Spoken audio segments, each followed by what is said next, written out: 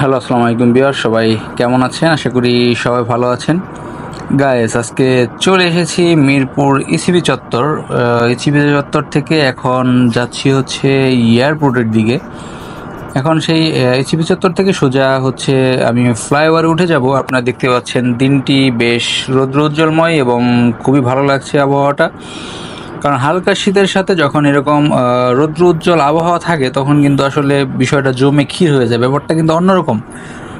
আর আমার সাথে যেহেতু রয়েছে হর্নেট 2.0, আর হর্নেট 2.0 নিয়ে আমি আসলে স্যাটিসফাই 100%। কারণ এটি এই জ্যামের ভিতরেও যে পরিমাণ পারফরমেন্স আমি পেয়েছি, বা যে ওভারটেকিংয়ে বা হচ্ছে কর্নারিংয়ে অ্যান্ড অল ওভার যে পারফরমেন্স আমি পেয়েছি, তাতে কিন্তু আলহামদুলিল্লাহ আমি অনেক বেশি স্যাটিসফাইড। এবং গাইস, আরেকটা কথা না বললেই নয়, এটির মাইলেজ, মানে এই বাইকটির মাইলেজ আশা করা যায়, মানে এত ভালো একটি মাইলেজ পাওয়া যায় এই বাইকটি থেকে, আসলে এটি বলার বাইরে। আমি কিন্তু অলমোস্ট 48 থেকে 50 পর্যন্ত মাইলেজ পাচ্ছি এই বাইকটিতে, যদিও কিন্তু আমি সেরকম কুইক থ্রটল ইউজ করি না বা কুইক থ্রটল দেই না। নর্মালি স্পিডিং বা গিয়ার রেশিও যেরকম থাকে সেই রেশিও মেনেই আমি বাইক রাইড করি, তবুও কিন্তু বেশ ভালোই মাইলেজ পাচ্ছি। দেখেন আপনারা কিন্তু এই ফ্লাইওভারের উপর আমার বাইকের স্পিড কিন্তু এখন 70-র উপরে, বাট আমি কিন্তু এর এই স্পিডের পরেও আমি কিন্তু বেশ ভালো মাইলেজ পাচ্ছি। আর এই ভালো মাইলেজ পাওয়ার পেছনে সবচেয়ে বড় রিজন হচ্ছে পিজিএম এফআই। আপনারা জানেন যে এই বাইকটিতে রয়েছে সেই পিজিএম এফআই, আর পিজিএম এফআই এর কাজ হচ্ছে যখন কিনা আপনি নর্মালি বাইক রাইড করেন বা আপনার রাইডিং পজিশনটাকে বা আপনার রাইডিং সিস্টেমটাকে সে ফলো করে আপনার বাইকের হচ্ছে পাওয়ার প্রডিউস করবে। আর দেন যখন আপনি এইরকম হাইওয়েতে রাইড করবেন তখন একরকম মাইলেজ পাবেন, এবং দেন যখন আপনি সিটি রাইড করবেন, অল্প আরপিএমে রেপ করবেন এবং অল্প আরপিএমে বাইক রাইড করবেন, তখন কিন্তু গাইস এই বাইকটি থেকে বেশ ভালো মাইলেজ পাওয়া যায়। কারণ তখন পিজিএমএফআই বাইকটিকে ওইভাবে পরিচালনা করে, আর এটি কিন্তু অনেক বড় একটি পজিটিভ দিক বলে আমার কাছে মনে হয়েছে।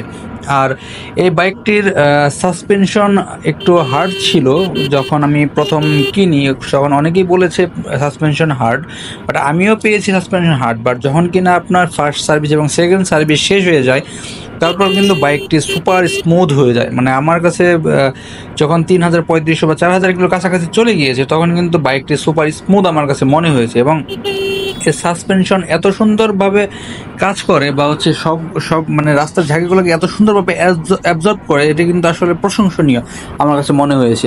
অ্যান্ড দেন লুকিং গ্লাসে ভিজিবিলিটি নিয়েও একটা সমস্যা প্রথম আমার হতো, বাট এটিও কিন্তু অলরেডি সলভ হয়ে গিয়েছে। এখন কিন্তু মানে কথাই আছে না যে অভ্যাস বা practice is maximum perfect.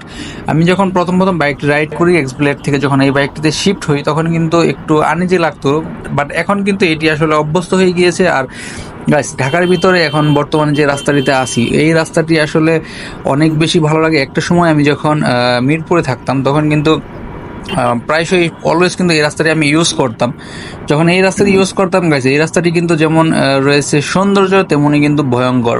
By chance আল্লাহ না করে কোনো কারণে যদি আপনি পড়ে যান, তাহলে কিন্তু ঘটে যেতে পারে আসলে অনাকাঙ্ক্ষিত ঘটনা। কারণ এই রাস্তাটিতে প্রত্যেকটা গাড়ি দেখেন কি পরিমাণ গতিতে চলাচল করছে, এবং প্রত্যেকটি গাড়ি কিন্তু গতিশীল। দেখেন আমার বাম পাশে রয়েছে আরেকটি বাইক, উনিও বেশ ভালোই টানাটানি করছে, বাট আমিও সামনের দিকে চলে যাব ওনাদেরকে আসলে ওভারটেক করার চেষ্টা করে।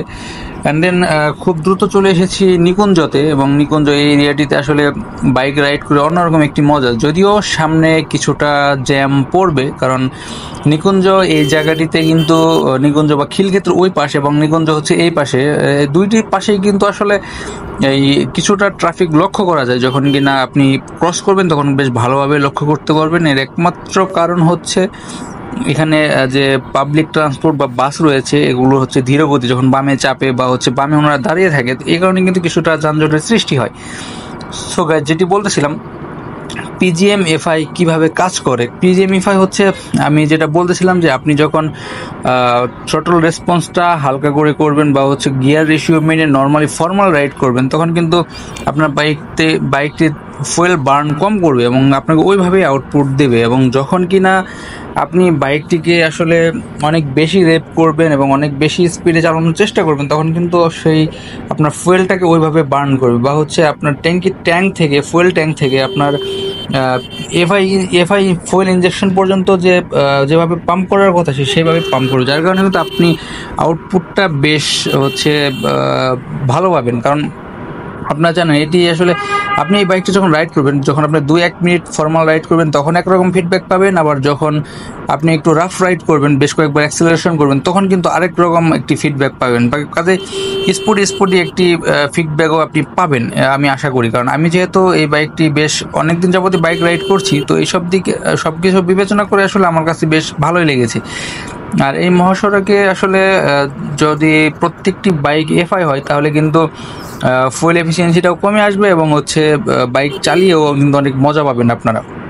এবং এই বাইকটির সামনের সাসপেনশনের কথা যদি বলি, এই ইউএসডি সাসপেনশন থাকার কারণে কিন্তু আপনি হাইওয়েতে কিন্তু একদম 100-100 বেশ ভালো পারফরমেন্স পাবেন। বাট আপনার হচ্ছে এরকম মসৃণ রাস্তায়ও আশা করি অনেক বেশি ভালো পাবেন, কারণ আমিও ভালো পাচ্ছি। বাট যখন আপনি ভাঙাচোরা রাস্তায় যাবেন তখন আপনার কাছে সাসপেনশনটা একটু হার্ড মনে হতে পারে।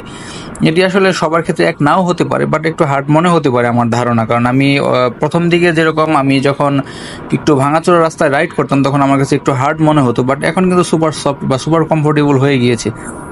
আর পিজিএমএফআই আসলে ভাই অন্যরকম একটা জিনিস। আর এই বাইকের কমফোর্টের কথা বলতে গেলেও আসলে তেমন কিছু বলার নেই। আমি একদিনে আজকের সারা দিনে আমি প্রায় 100 কিলো উপরে বাইক রাইড করে ফেলেছি।